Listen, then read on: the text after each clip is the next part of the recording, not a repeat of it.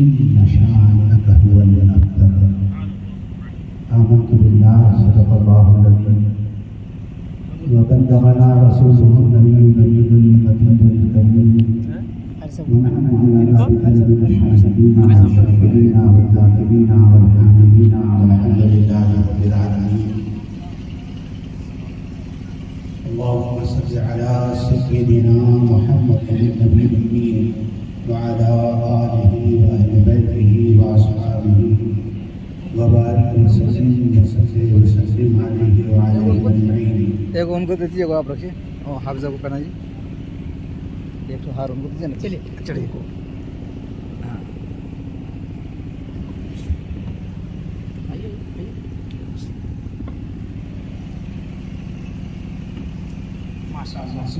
सुभान अल्लाह सुभान अल्लाह. बहुत अच्छे. वहाँ पहनाना.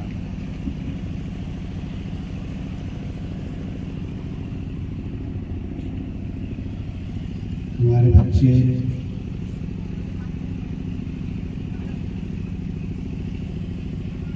जो काम किए हैं वो सराहनीय है. लायक सच मुबारकबाद है. इन्होंने हादान है मिस्त्री मोहल्ला. अल्लाह ताला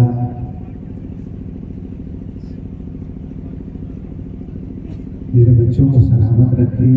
आमीन आमीन. इन्हें भरपूर अपने नवाज़िशात से नवाजे और इन पर अपना करने खास फरमाए. बातें किसी के भी जहन में कुछ भी आती रहती हैं. अल्लाह का फज़ल एहसान है कि उसने मिस्त्री मोहल्ला के नौजवानों के दिल में जो बात डाली वो अपनी और अपने नबी की बात है.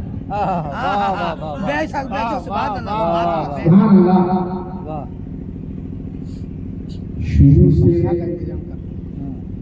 सब लोग स्टेज पे बोलते थे.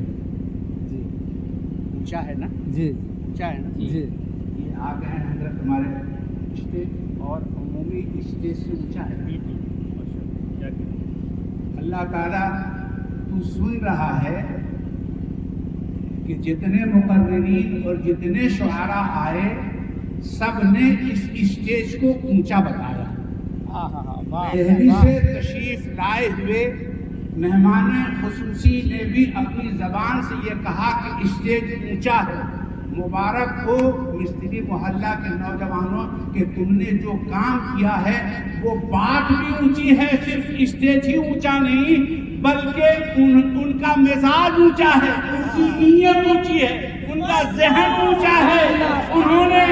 उन्होंने इस स्टेज को नबी के नाम पे बनाया है और वो ऐलान करते हैं कि ऐ अल्लाह ये स्टेज तो हमारे मिक़दार के मुवाफिक है. हमारा बस चले तो तेरे नबी के नाम को बुलंद करने के लिए हम आसमान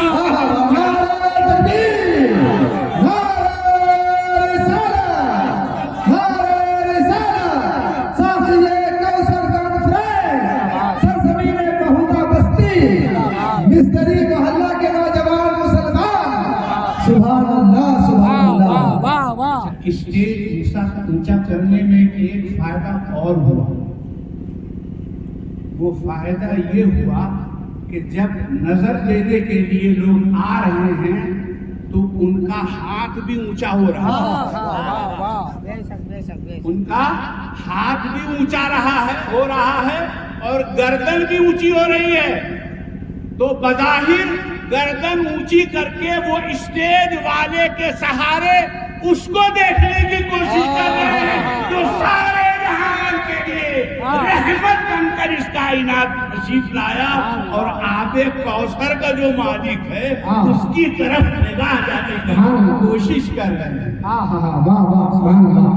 साथी कौसर साथी की चश्मे मस्त ने मस्ताना कर दिया. वाह वाह वाह. साथी की चश्मे मस्त ने मस्ताना कर दिया और ऐसी पिलाई आज के दीवाना कर दिया. वाह بلند ہو, سبحان اللہ. اللہ اس کا اور بھی رتبہ بلند ہو جس نے ہمارے گھر کو خدا خانہ کر دیا. یہ پورا علاقہ آج خدا خانہ بنا ہوا. اور کیا مانگتے ہو اور میرے پاس کچھ نہیں؟ کیا مانگتے ہو اور میرے پاس کچھ نہیں؟ ایک دل تھا وہ بھی آپ کو نظر آ رہا ہے. آپ لائے تھے, مبارکباد ہیں. پہلے بہت زیادہ رجحان نہیں تھا. بچے میرے پاس آئے تھے کہ ایسا 3-4 روز پہلے ہی کی بات ہے. تو دل اتنا چھوٹا ہو چکا ہے جلسوں سے ایک رسم بن کے یہ جلسہ رہتا ہے. کچھ مخلصین ہیں وہ کچھ رقم دے دیتے ہیں, اور کچھ فن کے ماہرین ہیں وہ اسٹیج پہ اپنے فن کا مظاہرہ کرتے ہیں, داد و تحسین لیتے ہیں, پوری کوشش کرتے ہیں کہ اللہ کے رستے سے بھٹکے ہوئے بندوں کو اللہ کی طرف بلایا جائے. لیکن آج کے اس دور میں کچھ حاصل نظر نہیں آتا. عمومی طور پہ لگتا یہ ہے کہ ابھی کے جو کتب ہیں, دہلی میں ایک بادشاہ کا آنا ہوا, گھر دے گی کیا؟ تو بادشاہ نے دیکھا ہر طرف شانتی ہی شانتی ہے. حضرت جی, بادشاہ نے دیکھا کہ پوری دلی میں, دلی سے تشریف لائے ہیں, پوری دلی میں امن ہے, شانتی ہے, خاموشی ہے, سب لوگ شانت ہیں, کہیں کوئی انتشار نہیں, کہیں کوئی خرافات نہیں, کہیں کوئی اتھل پتھل نہیں. تو اس بادشاہ نے ایک درویش سے پوچھا کیا بات ہے, دہلی میں کہیں انتشار نظر نہیں آتا, کہیں بے چینی اور اضطراب اور بے قراری نظر نہیں آتی؟ تو اس درویش نے کہا کہ دراصل ابھی انتظامیہ جس قطب کے سپرد ہے وہ بہت ٹھنڈے مزاج کے, وہ بہت شانت. ایک بات تو اس جملے سے آپ پہلے یہ نوٹ کر لیجئے کہ سارا انتظام حکومت ہند کے ہاتھ میں نہیں ہے. نہیں ہے, بے شک بے شک بے شک بے شک. سارا نظم حکومت ہند کے ہاتھ میں نہیں ہے, بلکہ اللہ تعالیٰ نے اصل انتظام اپنے قطبوں کے ہاتھ میں دیا. کیا بات ہے, حق ہے, حق ہے, بے شک. ان کے ہاتھ میں انتظام ہے. اب رہ جاتی ہے بات یہ کہ جو اتھل پتھل ہم دیکھ رہے ہیں, ابھی موجودہ صورتحال جو ہے وہ مسلمانوں کے لیے بہت اندوہناک ہے, مسلمانوں کے لیے بہت تکلیف دہ ہے.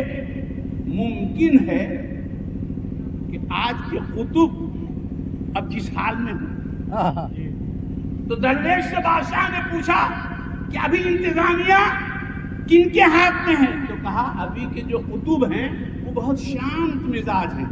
تو کہا وہ کیسے ملیں گے؟ تو کہا ہم تو یہ نہیں بتا سکتے, ہم یہ نہیں بتا سکتے. تو بادشاہ نے بادشاہ نے کہا ایسا مت کیجیے, ہم کو ان کا پتہ بتا دیجیے, یہ راز رہے گا. انہوں نے یہ اس شرط پہ کہ آپ میرا نام وہاں نہیں لیں گے, ان کو بتایا کہ یہاں کے جو ابھی قطب ہیں وہ فلاں علاقے میں رہتے ہیں. بولا کیسے ملاقات ہوگی؟ تو فرمایا گیا کہ وہ تربوزہ بیچتے ہیں, تربوز بیچتے ہیں. انداز یہ ہو رہا ہے کہ ایسے ہی کچھ موسم بھی ہوگا جی, کیونکہ تربوز کا موسم ابھی رمضان میں آپ خوب تربوز کھائے ہیں تو وہ تربوز بیچتے ہوں گے. خیر بادشاہ بھیس بدل کے عمومی شکل و لباس میں چلتے چلتے اس علاقے تک پہنچے جس علاقے کی نشاندہی درویش نے کی تھی. بڑھتے رہے تو دیکھا واقعی ایک بزرگ شخصیت تربوزہ بیچ رہے ہیں. تو انہوں نے درویش سے دریافت کیا تھا کہ ہم ان کو آزمائیں گے کیسے؟ تو انہوں نے کہا تربوز لینا اور تھوڑا کھا کے پھینک دینا, پھر تربوز لینا پھر تھوڑا کھا کے پھینک دینا.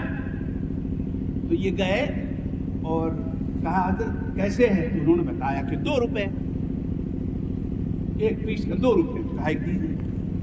انہوں نے تربوز تراشا، ان کو دیا، انہوں نے ہاتھ میں لیا، منہ میں ذرا سا چبایا، چھی چھی چھی یہ تو بیکار ہے، اس کو پھینک دیا، کہا یہ تو بیکار ہے، آپ تماشا کرتے ہیں، اس میں تو کوئی مٹھاس ہی نہیں، اس میں تو کوئی لذت ہی نہیں ہے، دوسرے دو۔ پھر انہوں نے تربوز تراشا، پھر دیا، پھر بادشاہ نے منہ میں لیا اور پھینک دیا، یہ بھی بد مزہ ہے، کوئی ذائقہ نہیں اس میں، دوسرا تیسرا دو۔ تو پھر اس نے پھر تیسرا دیا، اس طرح سے 5 مرتبہ انہوں نے تربوز دیا اور انہوں نے منہ میں لیا اور ایک تربوز جو آخری والا تھا وہ کھایا، باقی پھینک دیا۔ کہا کتنی رقم ہوئی؟ تو بولے 2 روپے کے حساب سے 5 تربوز کے 10 روپے ہوئے۔ یہ تو کوئی بات نہیں ہوئی، یہ 4 تربوز آپ کے پڑے ہیں پھینکے ہوئے، ایک تربوز ہم نے کھایا، یہ 2 روپے آپ لیجیے۔